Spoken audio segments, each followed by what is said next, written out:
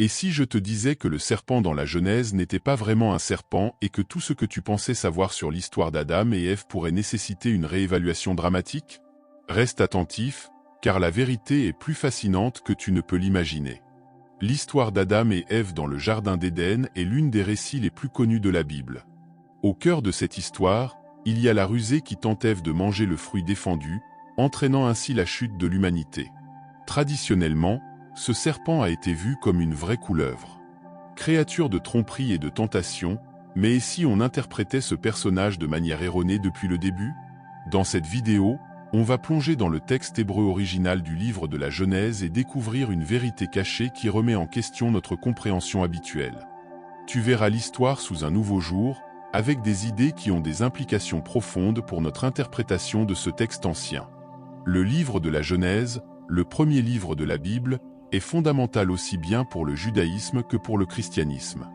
Attribué à Moïse, ce texte contient des histoires qui ont façonné la pensée religieuse pendant des millénaires. Le récit d'Adam et Ève dans le Jardin d'Éden est particulièrement important, car il aborde des thèmes comme l'innocence, la tentation et la condition humaine. Comprendre la véritable nature des personnages de cette histoire est crucial pour saisir plus profondément son message. Pour comprendre la vraie nature du serpent, il faut revenir au texte hébreu original de la Genèse. Dans le chapitre 3, verset 1, le serpent est introduit avec le mot hébreu. Le mot Nahash est généralement traduit par serpent ou cobra dans la plupart des versions en anglais de la Bible. Cependant, l'hébreu est une langue complexe, et Nahash a des couches de signification qui vont au-delà d'une simple traduction. Le mot hébreu Nahash peut effectivement signifier serpent, mais il peut aussi avoir d'autres significations dans certains contextes.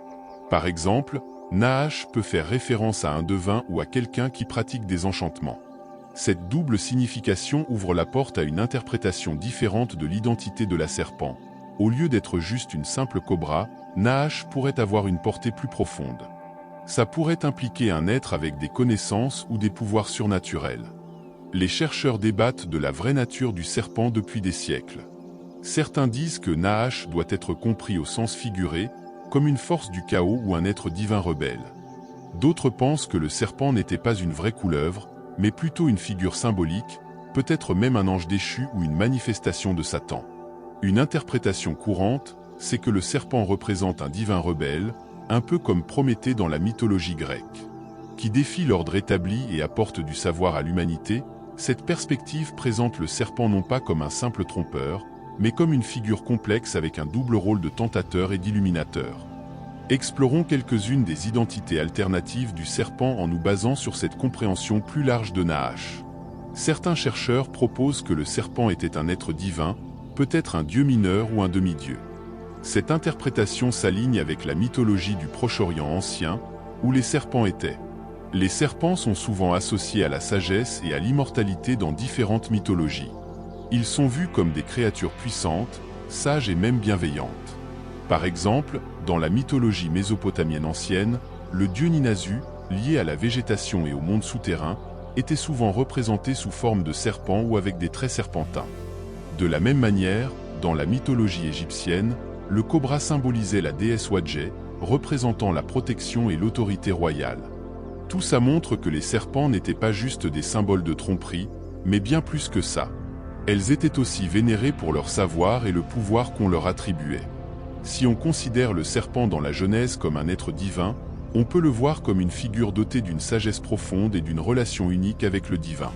Cette interprétation suggère que la tentation du serpent envers Ève n'était pas juste un acte de tromperie, mais plutôt une interaction complexe mêlant connaissance divine et libre arbitre humain. Dans de nombreuses cultures anciennes, le serpent était un symbole de chaos et de désordre, et dans la Genèse, il peut représenter ses forces.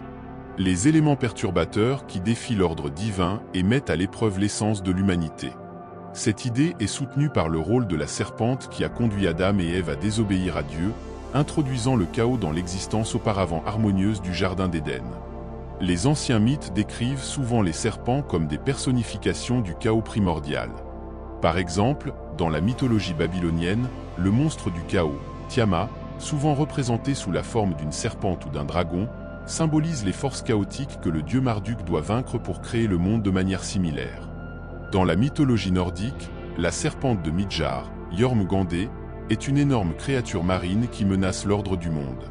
En appliquant cette structure symbolique à la narration de la Genèse, on peut voir la serpente comme un agent du chaos, testant les limites de l'obéissance humaine et de l'ordre divin. Cette interprétation met en avant la lutte entre l'ordre et le désordre, un thème courant dans de nombreux mythes de création. Les actions de la serpente dans la Genèse peuvent donc être considérées comme faisant partie d'un conflit cosmique plus vaste, soulignant la tension inhérente entre la stabilité et le chaos. Le chaos dans l'expérience humaine peut être vu à travers une métaphore, où la serpente symbolise le conflit intérieur entre l'obéissance à Dieu et la quête du savoir interdit.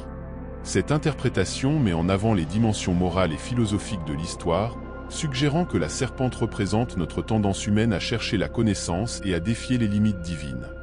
Dans cette optique, la serpente devient un symbole de notre curiosité et de notre désir d'autodétermination, notamment avec l'acte de manger le fruit. Interdit, ça ne se limite pas à un acte de désobéissance, c'est une déclaration profonde sur la nature humaine et notre quête de compréhension. La serpente devient donc une représentation de la lutte intérieure que chacun d'entre nous affronte, le choix entre suivre les règles établies et explorer l'inconnu.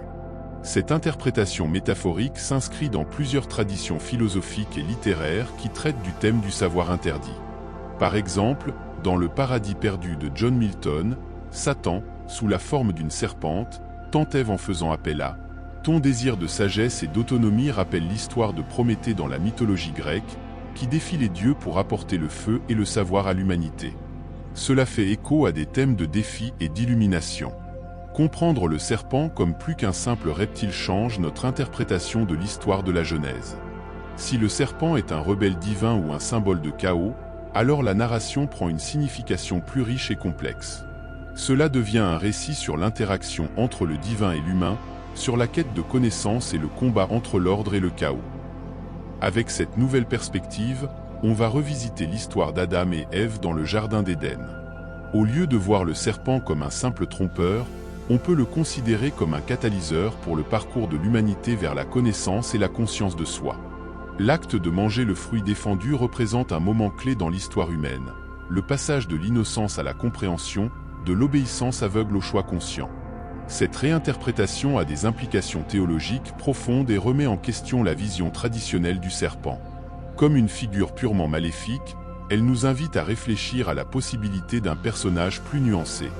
Elle soulève aussi des questions sur la nature de la tentation et le rôle des êtres divins dans les affaires humaines. La tentation de la serpente était-elle une partie nécessaire du plan de Dieu pour le développement de l'humanité ? La quête de la connaissance était-elle une étape inévitable et essentielle dans notre évolution ? Pour les lecteurs et les croyants d'aujourd'hui, cette nouvelle compréhension de la serpente peut enrichir leur foi et approfondir leur appréciation des textes.